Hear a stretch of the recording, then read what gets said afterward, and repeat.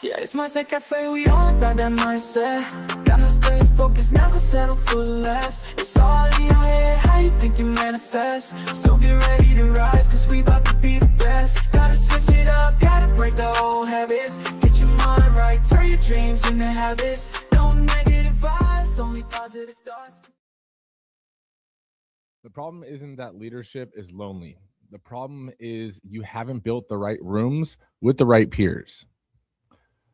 What's up, guys? Welcome back to another episode of the Mindset Cafe podcast. It's your boy, Devin, and today's leadership, right? The part that nobody posts or nobody talks about. And here's the truth. Leadership doesn't just raise your impact, it shrinks your circle. It doesn't just raise your impact, it shrinks your circle, right? Leadership, it weighs heavy, right? And so most people don't know this, but that's the why when they get weird when it happens, right? They think something is wrong with them. And I just got to say, nothing's wrong with you, right? It's the structure that changed. So I'm going to try to make this simple. I'm going to try to, name a pattern for you in this. And I'm going to try to, give you maybe some rules or some ways to manage it, because loneliness is part of the job, right? Part of the job description. Isolation, though, is your choice. So let's dive in, right? Most people think that success brings more connections, right? More friends, more support, more I got you. And sometimes maybe at first, sure. But over time, it starts to flip. Because when you become the decision maker, people talk to you different, right? They don't really vent to you the same. They don't challenge you the same. They don't tell you the full truth the same as they used to. Not because they're bad or you're bad or anything of that nature, but it's because the relationship dynamic has changed. And if you don't understand that, you'll start chasing the old version of your life, of the old version of your circles. You'll start trying to be relatable and, try to keep everyone close to you, right? That's just a mistake. So if I could define like what this is, it's essentially like the loneliness curve, I like to say. And if I had to kind of define it for you, the loneliness curve, it goes something like this, right? The more responsibility you carry, the fewer people can relate to you and relate to what you're holding. That's it. More responsibility, fewer peers, more influence, more distance, more clarity, right? But more separation. Loneliness isn't a personality flaw in this scenario. It's a byproduct. If you lead, you're going to end up carrying the weight. If you carry the weight, fewer people can carry it with you or relate to you in what you're carrying. And pretty much that's the curve. So the next part is why does responsibility, kill maybe your outlets of, when you're able to explain some of the weight that you're carrying. And to make it simple, people depend on you now. You can't vent the same way, because venting down, to be honest, is stupid. If you're the owner of a business, you don't dump your fear on your team. If you do, here's what's going to happen. You vent, they absorb it, then they panic, and then they slow down, right? They gossip. And that makes the moves you end up making, or they make, dumb moves, right? Then you have to clean up the mess that you essentially created. So you stop, you start editing, you start holding back, not because you're fake or you think you're better than anyone else or anything like that, because you're responsible. And this is the part that leaders don't admit, right? It's not that you stop having emotions. You just start running out of safe places to essentially put them or share them. And that's where that loneliness starts to creep in. Not at the top of the mountain, but in real life, right?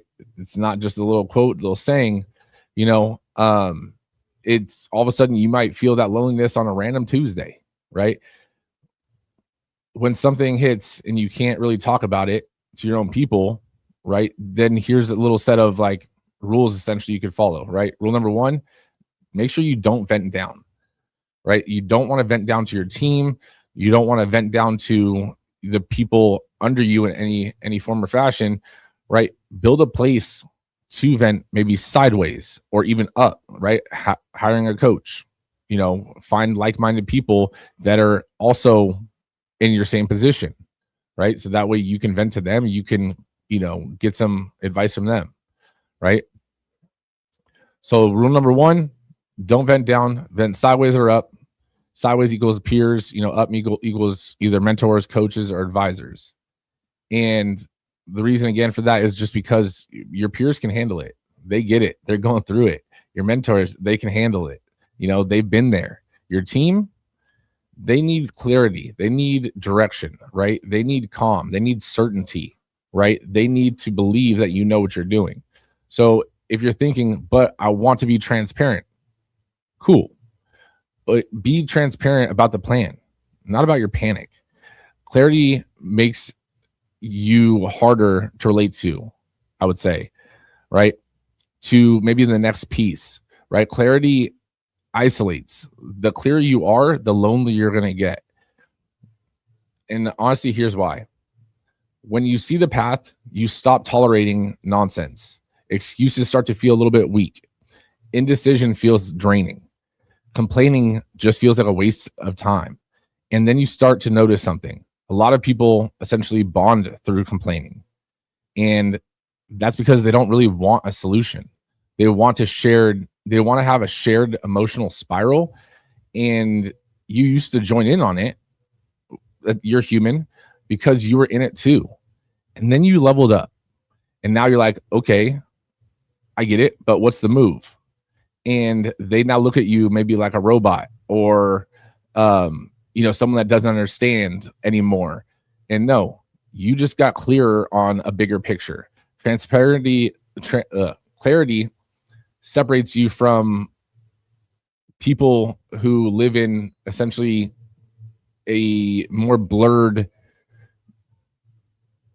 unclear, like they don't see the whole game board, you know, and it's not confusion, I would say, but it's not your arrogance either, right? So I don't want you to think that, you know, because some people think that maybe, you know, you're leveling up and now you think you're better than everyone. It's not that, right? It's just growth. And so your influence on them and the direction of whatever the company or the team, right? It changes how people talk to you, right? And this part really matters. When your opinion starts to carry weight, people filter less honestly. More yes, more fake agreements. And why? Because conflict has a cost now, right? People don't want friction with the person who can say yes or no, even outside the business, right? It's going to happen if you guys go out and about. Like for some reason, the roles don't get left, right? Friends start saying, you know, whatever you think or whatever you want, you know, you decide, you know, and it sounds like respect, but maybe not always respect. Sometimes it's just fear. Sometimes it's avoidance. And sometimes it's them not wanting to be wrong around you or seem like they don't have the answer or understand what's going on. And there's a cost to that. You get less truth. Less truth equals worse decisions. So the higher you go, the more you must design a system around getting the truth. You don't hope for honesty. You have to build a system for it. So rule number 2, though, is you need truth, not necessarily applause. And why I say that is most people want to feel supported, but winners, they just want to be told the truth. They want to know what is going on. What needs to be changed, what needs to be improved. Because truth protects results. And applause just feels good in the moment, but it doesn't fix any problems. I don't need a good job or, you can do it or anything like that. Like that's awesome, but like we need to solve this fucking problem, right? So you need at least one person in your life or in your circle who will tell you, yo, that's a bad call, or I think you're being emotional. I think you're avoiding the situation. You're just making excuses, and you need to be able to take it. No drama, no ego. And if you don't have that person, honestly, you're at risk of the downside of it, right? Going down, going backwards, because leadership with no trust becomes just illusion. And the quiet loss of reliability, there's another truth, right? And that is that you didn't outgrow people, your role just changed. A lot of leaders feel guilty about this, and they think maybe am I abandoning them? Am I abandoning them, or am I abandoning my people or my peers or my friends? And honestly, no, right? Your lane changed. And in your new lane, your stakes changed, your consequences changed. So your conversations also change, right? And in that, I mean, sometimes your tolerance changes and hopefully your focus changes. And some people won't come with you into that lane, and that's okay. Not because they hate you or they don't want to be like you or they think you, or any kind of way, but because they don't want the weight that you now bear, right? They want comfort. They want normal. They want easy. Leadership is not easy. Being a business owner is not easy. Being a parent is not easy. You don't stop fitting. So you stop trying tongue twisted. So you stop fitting right into your previous circle or to what your previous version of you was. And now you're wondering, like, am I changing? Am I becoming someone that I'm not? No, that's normal, right? And so going into rule number 3 that I had for you guys was, stop asking your old circles to understand your new weight, right? Your new circle's weight. It may sound harsh, but it will save you, because here's what's going to happen if you don't. You keep explaining yourself. You keep trying to shrink yourself down to their level to make yourself relatable to them. And you keep trying to stay the same. And the whole time you're doing that, you're losing time. You're losing focus, right? You're losing standards. Look, you can still love the people and hang out with the people. You can still be loyal, but you can't demand that they understand a life that they're not living or that they choose not to live. That expectation will just mess you up. And leaders, I will say, as a leader, you will get less emotional support, right? This one is simple.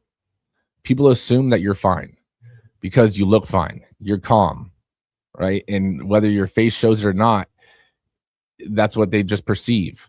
They understand that you handle problems, right? You don't fall apart in public. And so people don't necessarily check in on you. No one checks in on the steady one. No one worries about the strong one, quote unquote, right? And that's honestly part of the role. And as bad as that sounds, right, competence gets mistaken for invulnerability. And this is where leaders, I guess, could get a little bitter or, butthurt, and you might think, well, damn, nobody cares about me. But in reality, people are also busy. They have everything going on that you have going on in their own version. People are in their own heads, right? People assume you've got it because of the position that you're in, right? Because what you've achieved. So you have 2 options, right? Option A, stay mad, stay hurt, stay whatever, right? That's your option number 1, option A. Option B is try to build a support team, a system, or try to build support on purpose, right? Try to get into a room of like-minded people. Try to get other people in the same lane as you. But you have to pick option A or option B, right? Because otherwise, the dangerous lie essentially is, I guess the dangerous lie, that really kills leaders, right? Something must be wrong with me. And no, nothing is wrong with you. Nothing at all. Loneliness at the top is structural. If you carry outcomes, you carry isolation risk. If you ignore that, you drift into one of the three quote unquote bad places, right? Either burnout, resentment, or emotional shutdown. When leaders shut down, they get sharp in a bad way, right? Short temper, no patience, no warmth, to say, or vibe, right? No joy in what they're doing anymore. Then they tell themselves they're just busy, right? It's all good. I'm just busy. No, you're overloaded, you're unsupported, and that's a difference. But what is the difference between isolation and loneliness, right? I guess because a lot of people think isolation, loneliness, the same thing. It's not, right? Loneliness equals fewer peers. Isolation equals zero anchors. Loneliness is normal. Isolation is dangerous and a choice, right? Loneliness is something of the lines of saying like, I'm carrying more than most people. Isolation is I have nobody I can be real with. See the difference there? And if that's you, don't romanticize it. Don't call it independence. It's a liability. Maybe not today, maybe not tomorrow, but it will be, right? Because when the pressure hits you, it will crack. And you'll crack in public, in private, doesn't matter. Like you will start to leak, and your short temper, all that kind of stuff, all the negative side effects, of your personality trait will come out in public. And that's not a healthy place, nor a great place to be either, because you're going to start feeling even more lonely and more isolated. So neither is good. But so again, like loneliness is just part of the job. Isolation, though, again, is your choice. So if you are isolated or feel isolated, that again, you have the choice to solve that problem right now. And then rule number 4, you don't need many people. You just need the right ones. Again, you don't need many people in your circle. You just need the right ones in your circle. And here's what the right ones, should look like to you. They're not impressed by you. Right? I'll say that again. They're not impressed by you. They're not scared of you. They do not want anything from you. They don't want to compete with you, but they will tell you the truth. You need 1 or 2 of those in your circle or in your life. That's it. Not 10, not 20, not 100, right? And if you're thinking, but where do I find them? You can build the room, or you can go to a room full of them, a mastermind, a coaching network. Maybe your industry has a group that, for you guys, for owners or operators, right? People who also carry the weight that you're carrying, because the weight isn't light. The weight is not fun every day. Everyone wants the title until the title demands the work, right? There's that saying, everyone wants to be a soldier until there's a war, right? Everyone wants to be a warrior until there's a war, right? But this is what comes with that, right? You don't find those people at random. And so you have to, if you don't find them where you're at, you need to start choosing better rooms, right? And so here's how you could essentially manage the curve in a healthy way, manage the system in a healthy way. But you have 3 buckets, right? Bucket 1 essentially is your peers, 1 or 2 people at your level. Bucket 2 is a mentor, right? At least one mentor, someone ahead of you on your journey. And bucket 3 essentially is an outlet, right? A place where you can process, and kind of just turn your mind off, that doesn't necessarily damage your team or, in front of everyone, that for me personally, like when I go to the gym, maybe it's not even I work out at my own gym. Sometimes I go to a different gym. Like that's just in my outlet, right? Where I can think about things, maybe I'll even go on a run. That's one of my other outlets. I don't like running, but I will use that as an outlet. But that's it, right? A peer, a mentor, and an outlet, those 3 buckets. And there's your system right there. If you can build those 3, you can carry a lot more weight, like without it feeling unbearable. If you don't, though, leadership will feel like you're suffocating. So let's make it measurable for you. This week, if you feel like this, I want you to pick one peer and put them on a list. Like put it in your notes on your phone.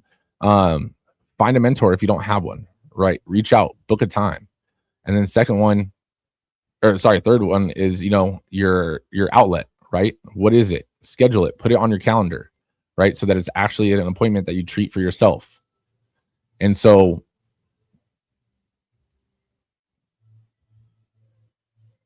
the other part, I guess, I want to dive into is like the solitude, right? The solitude isn't punishment, it's a tool. But if you only use it right. And so here's what like solitude will do for you, right? It removes noise. It removes opinions. It removes other people's fear from your head so you can think, so you can decide, and so you can lead with more clarity. But solitude also has a dark side. If you use solitude to avoid people, that starts to become isolation. If you use solitude to reset and sharpen, now that becomes a healthy leadership style. So to be honest, are you using alone time to get better or to disappear? Think about that. And then rule 5, schedule thinking time. Like you schedule time to do anything else, right? Schedule time for just you. Let your, decisions and everything start to just settle.